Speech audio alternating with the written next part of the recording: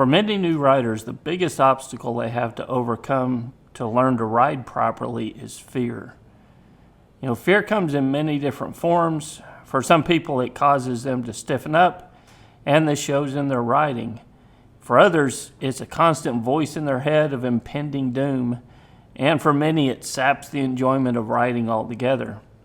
Some fear is natural, and I think it's good. I often refer to this type of fear as having a healthy respect for the motorcycle and motorcycling in general. But what we'll talk about today is not that healthy fear. It's that kind of fear that saps enjoyment and actually makes you a higher risk out on the road.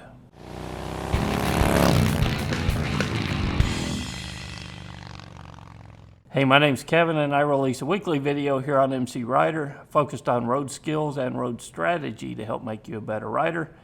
Hope you all have had a good week and you're staying safe at home during these trying times. Before we get going for today, I want to give a shout out to Bob for sending me this awesome shirt and some stickers as well. Bob runs Enjoy the Ride MC and provides small group and individual motorcycle instruction in the New Hampshire area. Do a search for Enjoy the Ride MC on Facebook to learn more about what Bob is doing. Bob's also a member here on the forums on MCrider, and he's one of the awesome crew of experienced coaches and experienced riders who give excellent riding advice on the forums. And Bob's a real asset to MCrider and the forums, and I really value the time that he puts there to help other riders out. Now, several years ago, I had a lady show up for a new rider class, and she'd never ridden a motorcycle before. She was there with her husband, who had been riding for years. He wasn't taking the class. He just wanted to stand on the edge of the parking lot and watch her take the class. Well, as soon as that 250cc training motorcycle roared to life, this lady was terrified. No matter how hard she tried, she couldn't get her feet up on the pegs of the motorcycle. And at the slightest wiggle of the motorcycle, her feet went straight out and she'd try to plant them into the ground. Well, after several conversations to try to calm her down, I knew she was about to get hurt, and we were just on the second exercise of the day. So I had to talk with her, and she decided it wasn't her day, and she was going to call it quits for the day. Well, her husband was mad, and he comes over and asked me what the problem was. Well, verbally I said, she decided to come back and try another day. Mentally, I'm thinking, man, you were standing right over there. How could you not see that? He goes on to explain that she has a brand new Harley Heritage Softail. That's a large, heavy, powerful touring motorcycle, by the way, waiting at home for her in the garage to motivate her to get back out here.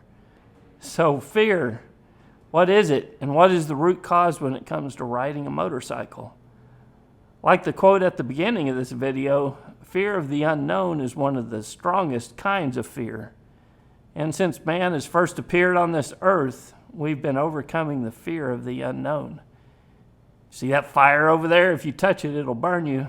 But then man learned to control the fire. The world's flat. If you sail too far in that direction, you'll fall off the earth.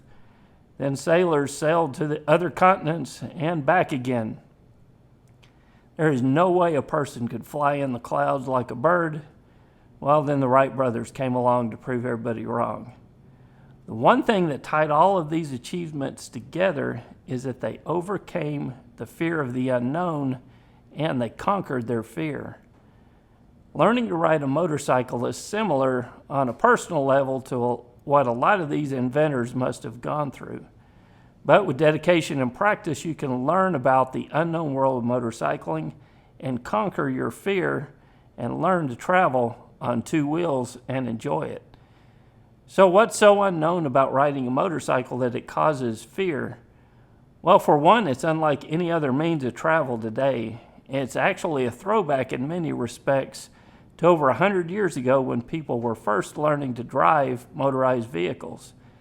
In the early days of driving, a car was much different than today.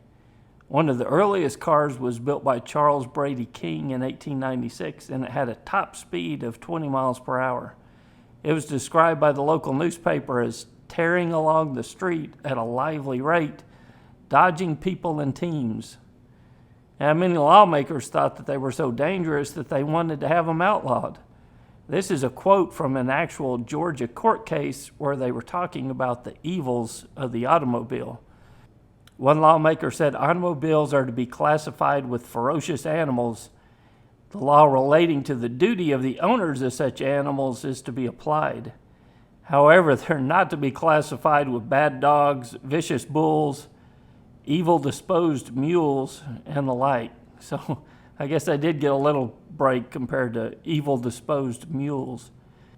By 1908, auto accidents were a menacing problem in Detroit, and city officials came up with some of the first laws to govern the roads and to deal with the problem. However, many people were fearful of cars and said they would never give up their horse and buggy. Well, fast forward to today, and I get in a car with heat and AC. It has ABS. I don't have to hand crank it to get it started. I put it in drive and never have to shift gears. I have seat belts and airbags that pop out to protect me if I do have a crash. That's the standard of travel today for any person who drives a car. Put a current day new rider on a motorcycle, and it's like you sent them back 100 years and told them to drive one of the first cars.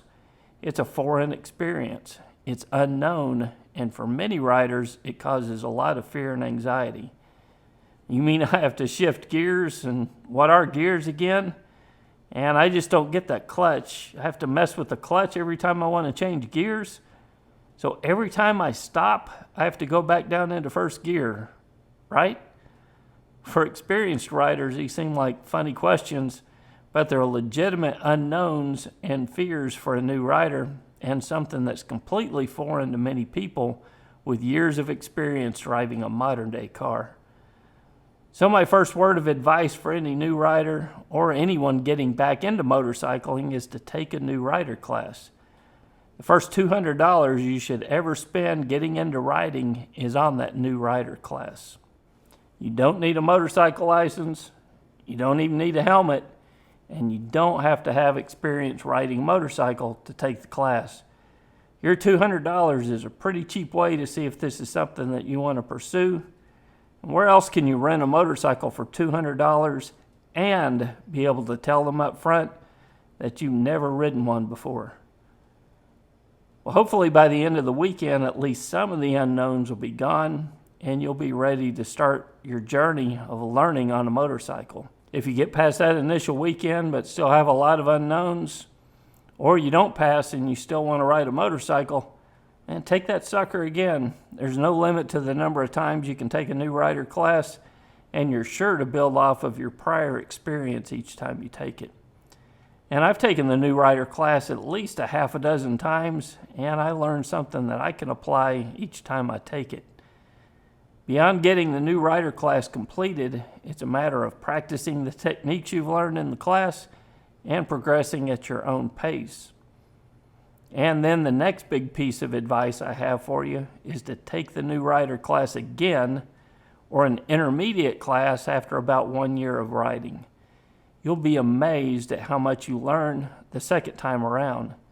In a year's time, you'll have developed some bad habits that the class will help you break.